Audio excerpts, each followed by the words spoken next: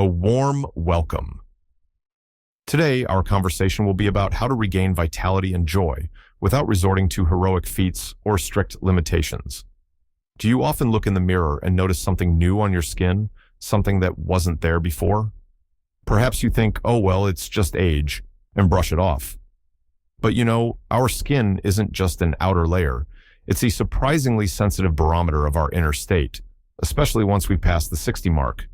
Over the years, it becomes thinner, loses its former elasticity and moisture, like delicate parchment on which life writes its story. Renewal processes slow down, the protective barrier weakens, and this is where some familiar things start to affect it particularly aggressively. Imagine the ordinary soap you've loved for years. Now it can dry out your skin, like a scorching summer wind parches the earth. And the seemingly harmless sunshine, under which you love to sit at the dasha, can now leave not just a tan, but also persistent spots, or, worse, provoke unwanted changes, as if slowly but surely scorching a delicate petal.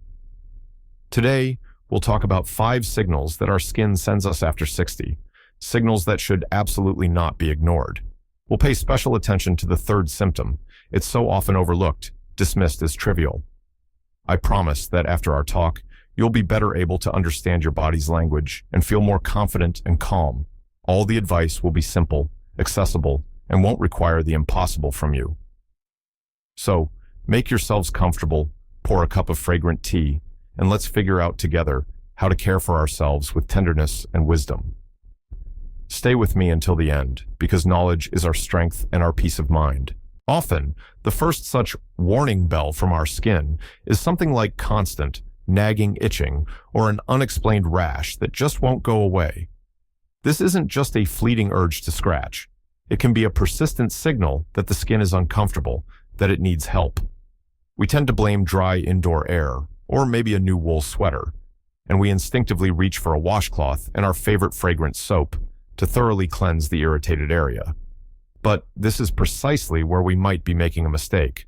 Try a simple thing. Replace your usual soap, especially if it lathers up a lot and is heavily scented, with a very gentle, moisturizing, fragrance-free cleanser. And one more point. Try taking showers or baths with pleasantly warm water, not hot. Let me tell you the story of Margaret. She's 68. An energetic, active woman, she had been literally tormented by itching on her arms and legs for the past few months. Her skin had become somewhat dry, unpleasantly rough, and little red spots appeared here and there. It's probably an allergy flaring up or just my nerves acting up, she reassured herself, continuing to use her favorite lavender-scented soap that produced such a luxurious lather. But the itching didn't subside. It interfered with her sleep, causing her to wake up in the middle of the night. She felt constantly irritable, as if her own skin had become her enemy. A friend once suggested trying a special pharmacy cleansing milk for sensitive skin. Margaret initially just dismissed it. Oh, come on, what difference can soap make? I've used it all my life. But the itching became unbearable, and she gave in. She bought the recommended product. And imagine, just a couple of days later, she felt the difference. Her skin stopped sending such desperate signals. The unpleasant feeling of tightness after showering disappeared.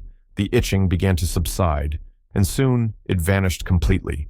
It was as if her skin breathed a sigh of relief, like the earth after a long-awaited warm rain. The explanation is quite simple. Harsh cleansing agents and fragrances in ordinary soap destroy our skin's natural protective lipid barrier. With age, this barrier naturally becomes thinner and more vulnerable. It's like removing the protective varnish from a polished table. It immediately becomes defenseless against scratches and moisture. A gentle cleanser, however, acts delicately without damaging this protection. And warm water, unlike hot, doesn't dry out the skin as much. For Margaret, this wasn't just physical relief. The constant background irritation disappeared, and restful sleep returned. She felt in control of her own body again. She felt comfortable. Therefore, listen to your body. By using gentle cleansers and warm water, you help your skin retain precious moisture and maintain its protective barrier. This is a direct path to reducing itching, redness, and flaking. You'll feel calmer, more comfortable, and your sleep will become sounder. Remember, your skin deserves the gentlest care. And just as it's important to cleanse the skin gently, it's equally important to carefully observe what appears on it or how existing features change. I'm talking about any changes in moles or the appearance of new, unusual-looking spots or nodules. Let's face it, we often don't pay much attention to this, especially if a mole is somewhere on our back or leg, where we rarely look. Oh, it's just a new mole that's grown, or it seems like it's always been like that, we reassure ourselves. But this is where carelessness can be dangerous. Please, replace the habit of ignoring such changes with regular self-examination and make it a rule to visit a dermatologist at least once a year for a preventive checkup. Recall the story of George. He's 72. He noticed one day that an old, familiar mole on his forearm had become slightly darker and its edges seemed uneven, jagged. His first thought was, nonsense, it's just age-related. The very idea of going to the doctor provoked internal resistance in him. He didn't want to waste time on trivialities, sit in waiting rooms, and, let's be honest, he was a little afraid of hearing bad news. A slight anxiety lingered somewhere in the back of his mind, but he diligently pushed it away. Fortunately, his wife, Helen, noticed him thoughtfully examining his arm and gently but firmly persuaded him to make an appointment. George went, more to reassure his wife than out of his own concern. In the doctor's office, the physician carefully examined the mole with a dermatoscope, a special magnifying device. To George's immense relief, the changes turned out to be benign and age-related, but you should have seen his face at that moment. It was as if a huge weight had been lifted from his shoulders. The doctor then explained the simple self-examination rule, easily remembered by the ABCDEs: A for asymmetry, B for border, irregular, jagged, C for color, uneven, with different shades, D for diameter, larger than 6 millimeters like a pencil eraser, E for evolving, any changes over time. The fact is, with age, the risk of developing skin cancer unfortunately increases, especially if we like to spend long periods in the sun in our youth. Ultraviolet radiation has a cumulative effect on the skin, and years later, this can manifest.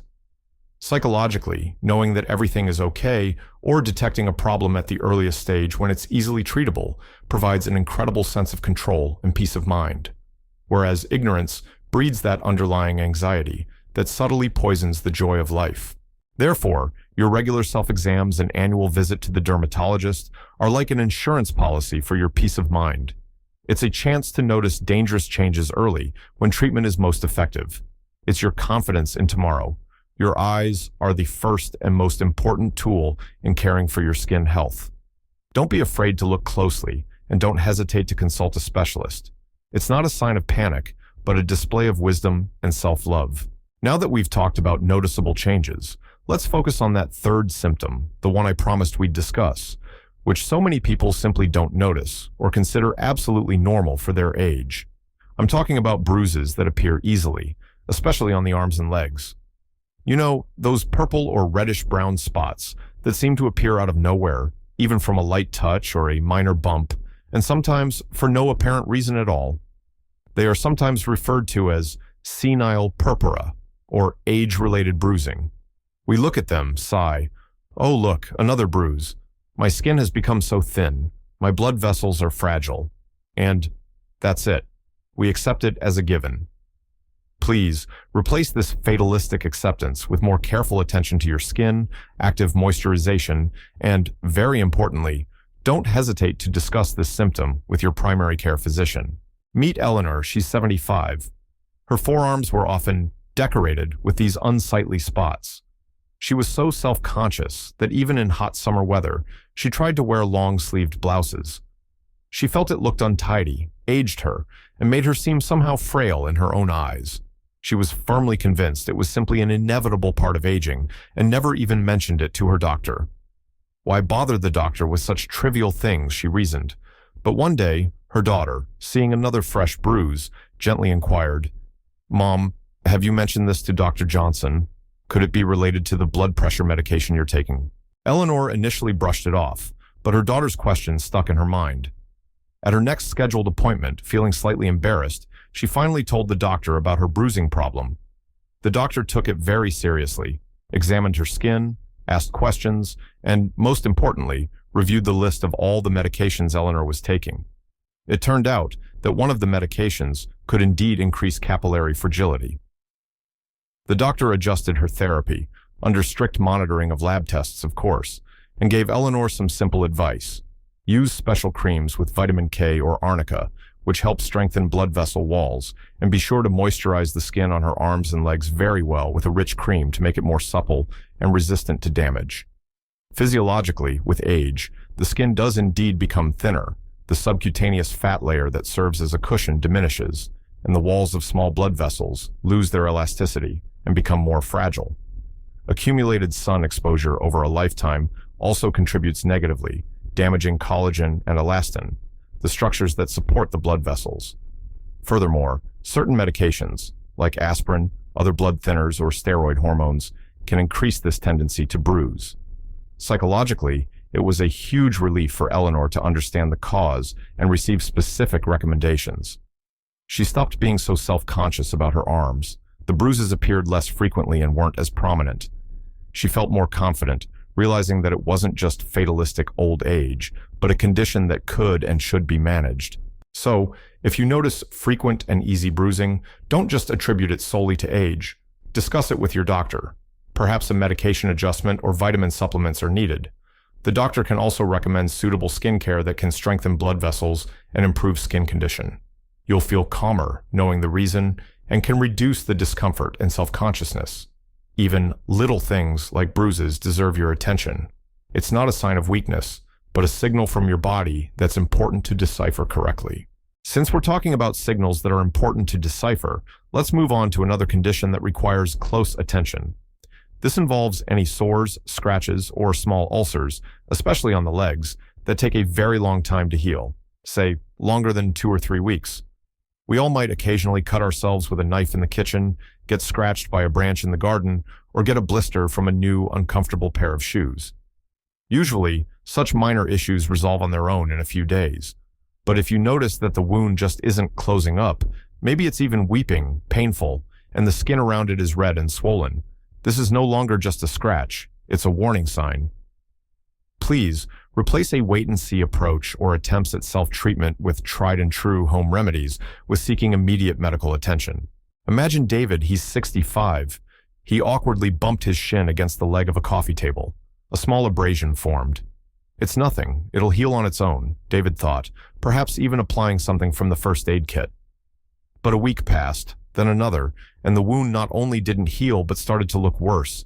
It became red and began to ache when he walked. David tried various ointments, but without much success. He felt frustrated and slightly worried, but kept putting off a visit to the doctor. I'm not going to the doctor for some scratch. Fortunately, his wife noticed he had started limping and insisted he visit the clinic. The doctor, upon examining the wound, immediately realized something was wrong. An infection had set in. He prescribed the necessary treatment, antibiotics, special medicated dressings. But he didn't stop there. He carefully examined David's legs, checked the pulses in his feet, and asked about his general well-being. It turned out David had other signs of impaired circulation in his legs, unnoticed by David himself. What's going on here?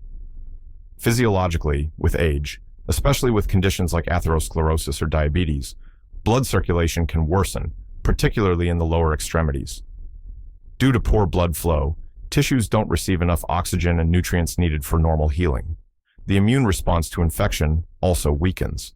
Therefore, even the smallest wound can become an entry point for serious infection and turn into a major problem. Psychologically, once David received the correct treatment, the wound began to heal quickly. But more importantly, he underwent an examination that identified the vascular problem at an early stage. This allowed him to start preventive treatment in time and avoid serious complications like non-healing ulcers, trophic ulcers, or even amputation in the future. The feeling of uncertainty and underlying fear was replaced by an understanding of the situation and a concrete plan of action. Therefore, if you or your loved ones are facing the problem of a non-healing wound, don't wait until it becomes serious. Seeing a doctor in this case is not just about treating the wound itself and preventing infection. It's an opportunity to check for other, possibly hidden, health problems. Timely diagnosis is the key to successful treatment and preserving your activity and quality of life. Your health is worth dedicating this time to. And finally, let's talk about one more signal that can appear suddenly and requires a very quick reaction. This is the sudden appearance all over the body of itchy welts, similar to nettle stings, known as hives or urticaria, or sudden, rapidly developing swelling, for example, of the lips, eyelids, tongue, or even the throat. Sometimes we might think, I probably ate something wrong, or it's an allergy to pollen. If it was a single minor episode that resolved quickly on its own or after an allergy pill, perhaps that's the case. But if the hives are widespread, the welts are large, the itching is unbearable, and it doesn't go away, or, even worse, is accompanied by difficulty breathing, a feeling of shortness of breath, dizziness, sudden weakness, or severe swelling of the face and neck, this is a situation requiring immediate action. Replace attempts to figure it out yourself, or just wait it out, with seeking urgent medical attention. In case of difficulty breathing or severe swelling, call emergency services immediately. Here's the story of Susan. She's 70. One morning, she woke up and saw that she was covered in itchy red welts. Mild panic washed over her. What on earth is this? Maybe a reaction to the new detergent, or those shrimp I ate for dinner yesterday? She found an allergy pill in her medicine cabinet and took it. The itching seemed to subside a bit, but the welts didn't disappear, and by evening, there were even more of them. Susan felt awful. The constant itching was physically exhausting, and the uncertainty was frightening. She called her clinic, and the nurse on duty strongly recommended she come in for an examination as soon as possible, without delay.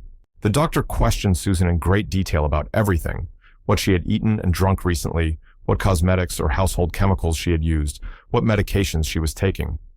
It turned out that just a couple of days before the rash appeared, she had started taking a new vitamin complex enthusiastically recommended by her neighbor. The doctor suspected an acute allergic reaction to one of the components in the complex. He prescribed suitable antihistamines for Susan in the correct dosage and, of course, told her to stop taking those vitamins immediately.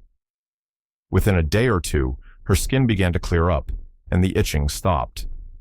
Physiologically, hives are a visible manifestation of our immune system's strong reaction to some irritant that it perceives as an enemy, an allergen. This allergen can be anything: a food product, medication, insect bite, plant pollen, a chemical substance, sometimes even a physical factor, cold, sun, or severe stress. In some, fortunately rare cases, such a reaction can be very dangerous if swelling spreads to the airways. This condition is called angioedema, or Quincke's edema, and requires emergency help. Psychologically, Susan felt immense relief when the cause was found, and the symptoms quickly subsided. Uncertainty and fear were replaced by calm and gratitude for the timely help. Therefore, please, do not ignore sudden, severe, and widespread skin reactions. Seeking timely medical attention will help quickly alleviate distressing symptoms, accurately identify the cause to avoid contact with the allergen in the future, and, most importantly, rule out potentially life-threatening conditions. Your quick and correct reaction can prevent serious problems. Your body is always talking to you, and loud signals like acute hives or swelling demand the most serious attention. So, we've discussed 5 important signals that our skin might send after the age of 60. Remember, my dears, your life experience is a priceless treasure. Your wisdom is your reliable guide. You have seen and experienced so much, and your body is a faithful companion on this long and interesting journey. Listening to it, noticing changes, caring for it tenderly, this isn't being capricious or a sign of hypochondria, but a natural expression of love and respect for yourself. You have the full, inalienable right to feel good, comfortable, and confident at any age. Don't dismiss the signals your skin sends you, even if they seem insignificant. Be attentive to yourself. Don't be afraid to ask doctors questions. Don't hesitate to ask for help or advice. Small, daily steps in self-care, attention to detail, these are what help maintain not only physical health, but also emotional balance, joy in life, energy for connecting with loved ones, for your hobbies, and perhaps even for new discoveries. Always remember, self-care is not selfishness, but a reasonable necessity and the foundation of a fulfilling life. Take care of yourselves. You absolutely deserve it. Believe in your strengths, listen to your intuition, and know that a great deal truly lies in your hands when it comes to preserving your health and well-being.